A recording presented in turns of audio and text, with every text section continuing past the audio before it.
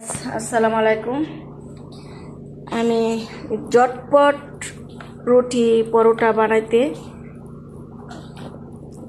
এই যে ময়দা আর এই পানি জাস্ট পারি আর লবণ দিচ্ছি। ঝটপট পরোটা রুটি হাতে বেলানো, তারপরে এই পানি দিয়ে সিদ্ধ করা, এগুলো ঝামেলা ছাড়াই বানাবো। দেখেন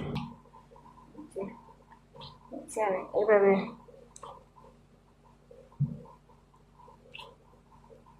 একটু তেল দিয়ে, একটু হালকা এভাবে তেল দিয়ে মালিশ করলে সহজে উঠে যাবে।